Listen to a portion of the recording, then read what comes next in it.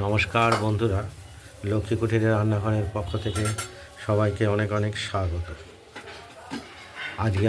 আজকে একটি দ্বিতীয় রান্নার ভিডিও রেসিপি নিয়ে এসেছি। সেটি হলো ঝিঙেগুলোকে আমরা কেটে পিস করে নিয়েছি। আর এই কড়াইতে তেল দিয়ে আমরা ঝিঙেগুলো বসিয়ে দিলাম। এরপর পোস্তটা আমরা বাটবো।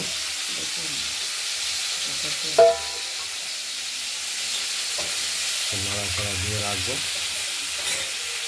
যেহেতু ঝিঙে প্রায় বলতে গেলে নতুনই পাওয়া যাচ্ছে বাজারে, পরিমাণ মতো লবণ দিয়ে দিলাম।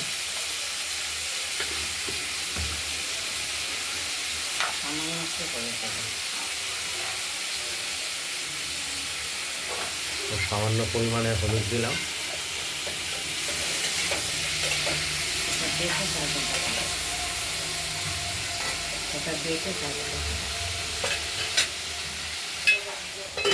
ঢাকা দিয়ে দিলাম, করতে থাকুন। আমরা এই ঝিঙের সঙ্গে একটা আলুও যোগ করে দিলাম। এই আলুটা একটু ভাজা ভাজা করে নেবো। জল বেরিয়ে গেছে ঝিঙেতে তো জল পুরোটাই। আর এখানে আমরা পোস্তটা বাটছি কাঁচা লঙ্কা সহ, দেখতেই পাচ্ছেন। এগুলো একটু সেদ্ধ হতে থাকুক আর আমরা পোস্তটা বেটে রেডি করি। ঢাকা দিয়ে দিলাম।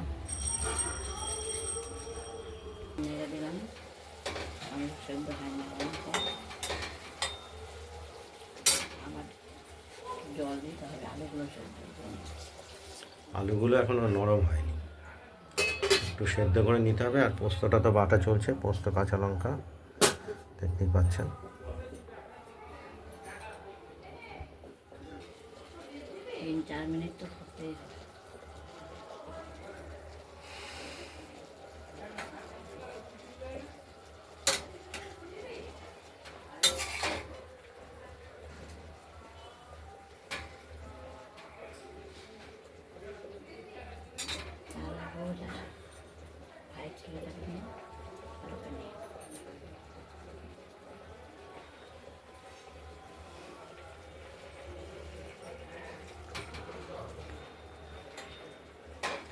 সেদ্ধ হচ্ছে, এখনো আলুটা সেদ্ধ হয়নি, হতে থাকুক। পোস্ত আর কাঁচা লঙ্কাটা বেটে আমরা আলু আর ঝিঙেগুলো আমাদের সেদ্ধ প্রায় হয়ে গেছে, দিয়ে দিলাম পোস্ত কাঁচা লঙ্কা বাটা। এবার পাতুরি মতো তৈরি হবে।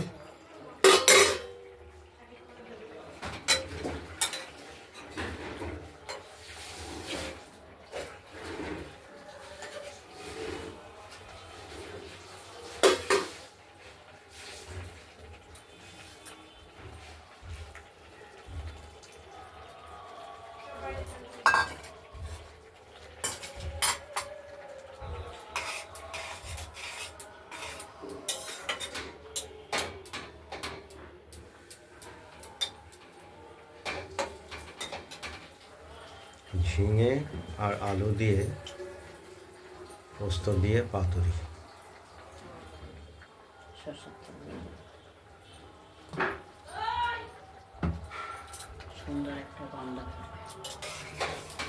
সর্ষের তেল কাঁচা দিয়ে দিলাম, একটা সুন্দর গন্ধটা বেরোনোর জন্য, দেখতেই পাচ্ছেন।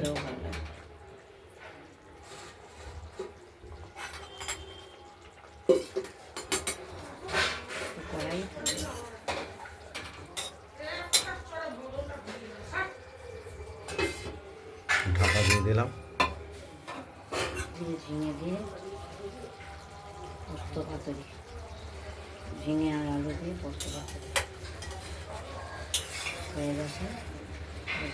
আমরা এর আগে সর্ষের তেল দিয়ে দিয়েছি কাঁচা খানিকটা, ঘ্রাণটা ভালো হবে। আমাদের ঝিঙে আলুর পোস্ত কাঁচা লঙ্কা দিয়ে বাটা দিয়ে পাতুরি এটা আমাদের রেডি হয়ে গেছে। আমরা এটা কড়াইতেই রেখে দেবো।